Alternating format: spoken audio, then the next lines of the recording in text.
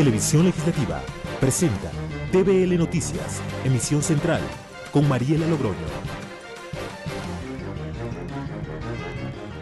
Miércoles 20 de septiembre del 2017, amigos y amigas televidentes, ¿cómo están? Muy buenas tardes. Les damos la cordial bienvenida a la emisión central de TVL Noticias. Gracias a quienes nos sintonizan a través del canal 42 en Quito y también en nuestro sitio web tvl.asambleanacional.gov.es. A continuación iniciamos con las noticias.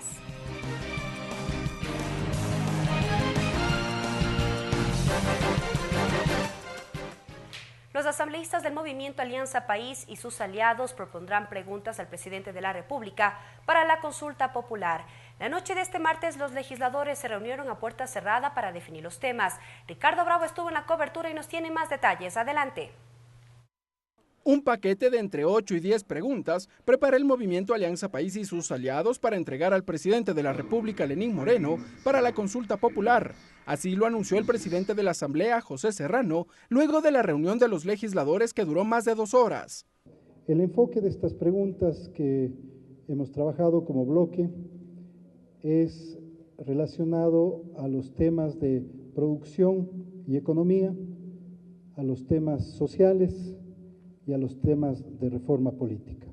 Sobre estos 3 aspectos hemos preparado, reitero, entre 8 y 10 preguntas que serán entregadas la próxima semana al señor presidente. Otra resolución adoptada por el bloque de legisladores va encaminada a aprobar una reforma legal e institucional. Para ello, dijo Serrano, se propondrá una comisión multipartidista que tramite las iniciativas. Nosotros convocamos a las otras bancadas para generar una comisión multipartidista y que pueda procesar reformas fundamentales como la ley de muerte civil y extinción de dominio para los culpables de corrupción.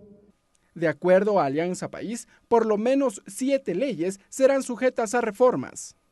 Reformas al Código Orgánico Penal en delitos de corrupción, reformas a la Ley de Comunicación, reformas a la Ley de Compras Públicas, reformas a la Ley de Tránsito y específicamente en lo que tiene que ver transporte comunitario y rural, reformas a la Ley de Educación Intercultural y LOES y reformas al COTAD. Así, el movimiento oficialista se prepara para la anunciada consulta popular que, de acuerdo al presidente de la República, se conocerá el próximo 2 de octubre. Ricardo Bravo, TVL Noticias. Las organizaciones sociales agrupadas en el Frente Unitario de Trabajadores FUT marcharán este miércoles hasta el Palacio de Carondelet. El presidente de la Confederación Ecuatoriana de Organizaciones Clasistas Unitarias de Trabajadores, CEDOCUT, José Villavicencio, indicó que la marcha denominada por la democracia tiene como objetivo entregar al presidente de la República un manifiesto con 4 preguntas para que sean incluidas en la consulta popular. Está previsto que la marcha se realice a escala nacional. En Quito, iniciará a las 16 horas en el sector de la Caja del Seguro Social, recorrerá la calle Guayaquil hasta el centro histórico y serán recibidos por un grupo de ministros de Estado en el Palacio Presidencial. Se debe derogar el tema de las enmiendas inconstitucionales que fueron aprobadas en el 2015 sin la participación del pueblo ecuatoriano. Requerimos de que eso se derogue para recuperar derechos, como es en el tema de la libertad sindical, de la contratación colectiva y también que la comunicación recupere el término del derecho como establecido anteriormente. También plantea de que se debe cambiar a los funcionarios del Consejo de Participación Ciudadana. Cambiamos de tema. No han pasado 24 horas desde el terremoto de 7.1 que sacudió México y ya se registran al menos 220 muertos alrededor del país, 94 fallecidos en la capital, 71 en el estado de Morelos, 43 en Puebla, 22 cerca del estado de Guerrero y un número incalculable de heridos que aumenta mientras pasan las horas. Además, el 40% de la población no tiene electricidad, según la Agencia de Protección Civil. El presidente Enrique Peña Nieto activó el Plan MX, el cual tiene por objetivo reducir tiempos de respuesta, concentrar la atención del gobierno en los lugares donde hay mayor urgencia y evitar el colapso de esfuerzos. Después de 32 años del terremoto que marcó la historia de catástrofes naturales en este país, México volvió a temblar. Y a pesar de que hace 10 años hubo un terremoto de 8 grados cerca de la costa, su impacto no fue mayor que este debido a la profundidad y cercanía.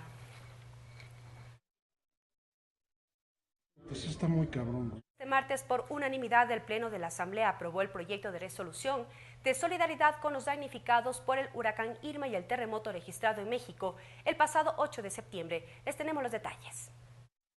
En la sesión 475 del Pleno de la Asamblea Nacional fue aprobado por unanimidad el proyecto de resolución de solidaridad por el huracán Irma y por el terremoto de México, propuesto por el asambleísta Mauricio Zambrano. El legislador, durante su participación en el Pleno, destacó la solidaridad ecuatoriana. La semana pasada pude constatar que los ecuatorianos seguimos actuando de forma solidaria cuando la comunidad internacional lo requiere. Porque como lo indiqué en mi intervención anterior, cuando nos tocó afrontar el terremoto el 16 de abril del año anterior, recibimos gran apoyo de muchos países que se solidarizaron con el pueblo ecuatoriano en aquel momento tan difícil. Y es por ello que ahora mostramos nuestra reciprocidad ante los países afectados siendo solidarios. Recordemos que esto no debemos verlo como devolver un favor, debemos verlo como uno de los actos humanitarios más importantes que podemos realizar. La resolución tiene 7 artículos, entre los que se expresa la solidaridad de los asambleístas ecuatorianos con los pueblos hermanos afectados. Se invita a la ciudadanía a contribuir con ayuda humanitaria y se exhorta a la comunidad internacional a que continúe haciendo lo mismo. Además, se exhorta a la comunidad internacional a suscribir instrumentos de prevención del cambio climático y de protección del medio ambiente, y se destaca la respuesta del gobierno nacional para garantizar la seguridad de la comunidad ecuatoriana migrante afectada en el exterior. Karel Sack, TVL Noticias. El secretario técnico para la reconstrucción de las zonas afectadas por el terremoto en Manabí, Carlos Bernal, rindió cuentas de su gestión. El funcionario llegó a la Comisión del Régimen Económico, en donde reveló que más de 2.600 millones de dólares se han destinado para la reactivación de las zonas destruidas por el terremoto del 16 de abril de 2016. Ricardo Bravo estuvo en la cobertura y nos tiene más detalles. Adelante, buenas tardes. Así es, ¿qué tal? Buenas tardes. Varias actividades desarrolla la Comisión del Régimen Económico de la Asamblea Nacional. Una de ellas, recibir en comparecencia al secretario técnico para la reconstrucción de la provincia de Manabí y las zonas afectadas por el terremoto, Carlos Bernal. Pero vamos a conversar con la asambleísta Soledad Buendía. Ella es integrante de la Comisión del Régimen Económico. Asambleísta, buenas tardes, bienvenida a la televisión de la Asamblea Nacional. Buenas tardes, mucho gusto estar aquí con los ciudadanos. Asambleísta, ¿se ha entregado ya una cifra inicial a mayo de este año de lo que asciende los rubros recaudados para la reconstrucción de las zonas afectadas por el terremoto? De las primeras cifras recaudadas, ¿qué es lo que podemos informar a la ciudadanía? Bueno, importantes cifras se han presentado en esta comparecencia periódica que tiene que realizar Carlos Bernal, que es el encargado de la reconstrucción de las zonas afectadas por el terremoto. Más de 2.600 millones de dólares, pues ya se han incorporado a este proceso, se están reconstruyendo, se están haciendo viviendas, se ha dado la atención inicial y ahora se está haciendo la planificación para poder tener el impacto económico necesario en las zonas afectadas.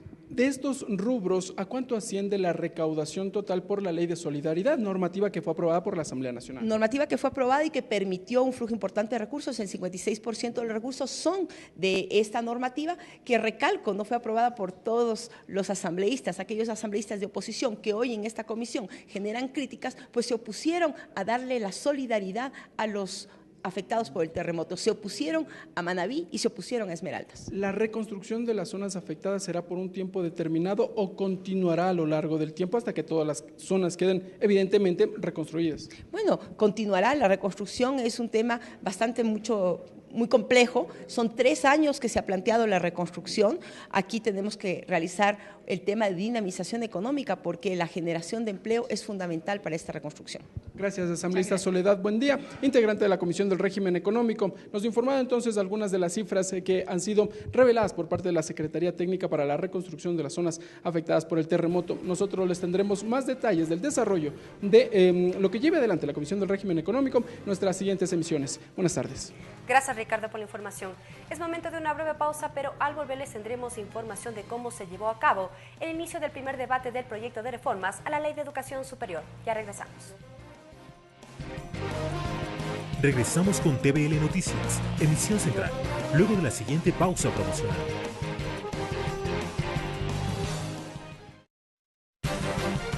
Continuamos con TVL Noticias, emisión central. continuamos con más noticias legislativas. El Pleno de la Asamblea inició el primer debate del proyecto de reformas a la Ley Orgánica de Educación Superior. La necesidad de fortalecer la calidad y de ampliar la matrícula fueron temas que marcaron la discusión. Previo al debate, el Pleno de la Asamblea recibió en Comisión General a Andrés Santos, presidente de la FEWE, a Marco Jácome de la Federación de Servidores de Centros de Educación Superior del país, así como a Gabriel Galarza, presidente del SEACES, quienes plantearon sus propuestas en torno a las reformas a la Ley de Educación Superior. Creemos que el gobierno, sin duda, es la lucha del movimiento estudiantil. Es importante que hay que recuperar el tema presupuestario en cada universidad para poder cumplir con los diversos lineamientos del campo científico-tecnológico. Desde los institutos técnicos y tecnológicos, Camilo Luzuriaga hizo un llamado a revalorizar la gestión de estas instituciones. Creemos con la comisión que preparó el informe en la necesidad de igualar estándares institucionales exigidos tanto a universidades como a institutos, excepto en las diferencias específicas estipuladas. El ponente del informe, Augusto Espinosa, alertó que hay dos temas que preocupan en educación superior. Estos son la admisión y la nivelación. En el camino de implementación de la ley se fue distorsionando este elemento y creo que hay que discutirlo, hay que analizarlo. De su lado, la legisladora Dayana Pazley ponderó que a través de esta reforma, por ley se establezca que las y los estudiantes puedan postularse en las carreras de su preferencia. El Estado no puede asegurarse de cumplir esa garantía poniendo trabas, discriminando a los estudiantes o eligiendo por ellos sus carreras. Mientras que Jimmy Candela habló de la necesidad de alcanzar mejoras en cuanto a la calidad de la educación. Las reformas propuestas deben entenderse con la intencionalidad de que los modelos de calidad que el SEACES debe elaborar corrijan esta deficiencia. Hubo también aportes a fin de lograr una mejor cobertura en la Amazonía. Al cabo de 7 intervenciones, el debate fue suspendido. El mismo se retomará en los próximos días. Esta mañana en el Salón José Mejía Lequerica se llevó a cabo el segundo Encuentro Internacional de Trabajadoras Remuneradas del Hogar, Dolores Cacuango. En este acto se destacaron los 20 años de incidencia política de este sector y el primer aniversario del Sindicato Nacional Único de Trabajadoras Remuneradas del Hogar. Maritza Zambrano, representante de dicho sindicato, explicó los beneficios obtenidos tras la vigencia de la Ley de Justicia Laboral, pero asimismo dijo que apenas el 48% de las 300.000 mujeres han sido afiliadas. El encuentro es sumamente importante porque también se cumplen 4 años de la ratificación del convenio 189 de la OIT, que fue ratificado el 5 de septiembre del 2013. Muy aparte de eso, los 20 años de incidencia política de las trabajadoras remuneradas del hogar a nivel nacional. Son 20 años, como le digo, de incidencia y también reconocemos esta fecha que unos cuantos años atrás para nosotras siempre fue negado, no se abrían puertas y ahora nosotras decimos, bueno, hemos conquistado derechos, tenemos un sueldo básico unificado, tenemos 8 horas laborales, tenemos los mismos derechos que cualquier trabajador o trabajadora. La Comisión del Derecho a la Salud, en el marco del tratamiento del proyecto de Código Orgánico de la Salud, recibió a representantes del sector privado, de la industria de alimentos, de la Organización Panamericana de la Salud y de UNICEF. En esta ocasión, la promoción de la salud fue tema de análisis. Nosotros como industria de alimentos y bebidas siempre vamos a estar a favor de los objetivos loables y de salud pública del Gobierno Nacional y obviamente de la Asamblea. Sin embargo, consideramos que el código actualmente, como está redactado, está sobreregulando, está tomando definiciones que no constan en legislación internacional ni en legislación nacional, es decir, está sobreregulando, por ejemplo, al hablar de temas como productos hiperprocesados. ¿Qué es un producto hiperprocesado? A nivel mundial no existe una definición de esto y obviamente está atacando un segmento que genera impuestos, que genera trabajos. Entonces todos estos temas, inclusive el tema de publicidad, el tema de edulcorantes, por ejemplo, se está mitificando y se está tomando un análisis no basado en técnica científica que realmente nos genera mucha preocupación. En el marco de la construcción del proyecto de reformas integrales al COTAD, la Comisión de Gobiernos Autónomos recibió al secretario nacional de Planificación y Desarrollo, Andrés Mideros, quien realizó un análisis de las competencias de los distintos niveles de gobierno establecidas en el COTAD y propuso alternativas para la ampliación y dotación de servicios básicos en las distintas provincias del país, sobre todo de agua potable. Allí expuso, por ejemplo, la necesidad de buscar alternativas de financiamiento para la construcción de infraestructura y conservación de agua, así como también fortalecer y aclarar las competencias de los GATS y juntas regantes. El embajador de la República Popular de China en Ecuador, Wang Yunling, fue recibido en la Comisión de Relaciones Internacionales, donde se refirió en torno a la intromisión de una embarcación de su país en la zona económica exclusiva de Galápagos. A la sesión también asistió Ricardo Zambrano, presidente de la Comisión de Soberanía Alimentaria, que realiza el seguimiento a este tema. La Comisión de Relaciones Internacionales recibió al embajador de la República Popular China, Wang Yunling, para dar seguimiento a la resolución por la que se condena la pesca ilegal de especies vulnerables y protegidas en la zona económica exclusiva de Ecuador. El asambleísta René Yandún sostuvo que era necesaria la presencia del diplomático chino para que dé explicaciones por la pesca ilegal de una embarcación de su país que cobró la vida de más de 6.000 tiburones del pasado 13 de agosto. Esta embarcación tenía más de 300 toneladas de pesca. De dar una explicación del por qué con todas sus buques, con sus 300 naves, llegaron a territorio ecuatoriano para realizar una pesca industrializada. Por su parte, el legislador Ricardo Zambrano, presidente de la Comisión de Soberanía Alimentaria, lamentó la presencia de flotas extranjeras que pescan ilegalmente.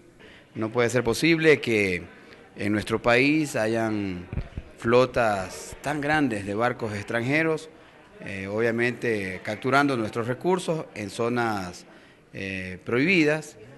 El pasado martes 29 de agosto, el Pleno de la Asamblea Nacional resolvió por unanimidad, con 131 votos, condenar la pesca ilegal en las Islas Galápagos. La mesa legislativa también trató la continuación del tratamiento de la solicitud de aprobación del acuerdo por notas reversales entre Ecuador y Perú sobre el desminado en la frontera común. El asambleísta Fabricio Villamar expresó que este procedimiento es positivo, pues puede salvar vidas. Las minas que son colocadas en estado de guerra, cuando el estado de guerra es superado, luego pueden cobrar víctimas civiles. Finalmente, la comisión prosiguió con el análisis de la solicitud de aprobación del memorándum de entendimiento entre el gobierno de la República del Ecuador y el gobierno de los Estados Unidos mexicanos para garantizar el retorno asistido, digno, ordenado y seguro de personas. Karel Sack, TVL Noticias. Es momento de una nueva pausa promocional, pero al volver más información aquí en Emisión Central de TVL Noticias. Sigan con nosotros.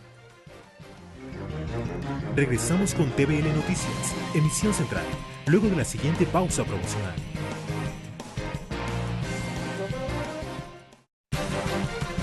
Continuamos con TVL Noticias, Emisión Central.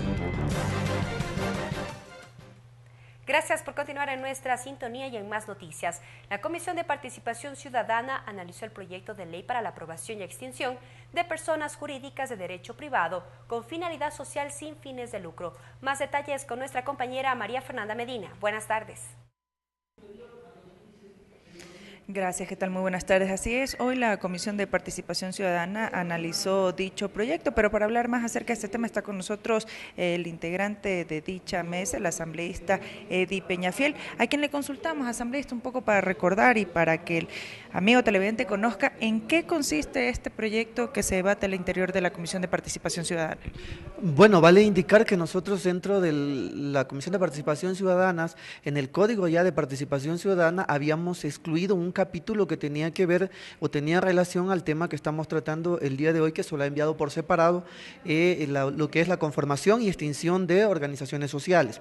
Nosotros obviamente somos la Comisión del Pueblo, nos debemos a los ciudadanos y ahí existe el clamor de ellos de que este proyecto de ley sea analizado y que se proceda a su archivo, toda vez que con esto lo que se está tratando es de llevar a cabo aquel decreto 16 que extinguió algunas organizaciones sociales, convertirlo en ley. Por lo tanto, nosotros muy responsablemente lo vamos a analizar y la orientación es esa de que definitivamente este proyecto de ley sea archivado porque no responde a los intereses de las organizaciones sociales del país. Asambleísta, ¿qué decía al interior de este proyecto de ley que, como usted ya bien lo comenta, muchas personas de diferentes grupos no querían que se lleve a cabo el análisis o el debate de este proyecto, que sin embargo tienen que analizarlo. Bueno, nuestro deber obviamente como asambleístas es analizarlo, obviamente escuchar también la opinión de cada uno de los ciudadanos, y eso efectivamente lo que lleva es que el Estado sea quien regule, que no sean los ciudadanos los que democráticamente, los que de manera voluntaria decidan conformar una organización, pertenecer o no a la misma.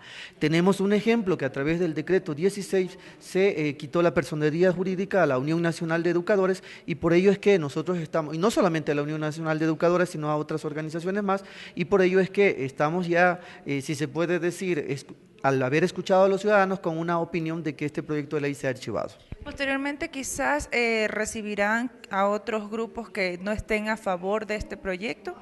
Nosotros como la Comisión del Pueblo es una comisión de puertas abiertas donde no solamente escuchamos las voces que estén a favor nuestro, sino que aquellos que piensen distintos. Es así que ha sido totalmente abierto cada uno de los espacios, cada una de las comisiones en los territorios para escuchar justamente las dos ponencias, las dos caras opuestas de cada uno de los temas, con la finalidad de mantener unas conclusiones, unos resultados que verdaderamente se ajusten a la necesidad de los ciudadanos. Son las opiniones y las observaciones del asambleísta Eddie Peñafiel, como ya lo mencioné, él es integrante de la Comisión de Participación Ciudadana. La comisión hasta el momento sigue analizando este proyecto, más adelante les tendremos más detalles. Hasta aquí el informe. Buenas tardes. Gracias, María Fernanda, desde la Comisión de Participación Ciudadana. A continuación, amigos televidentes, les presentamos la agenda de actividades prevista para esta tarde en la Asamblea Nacional.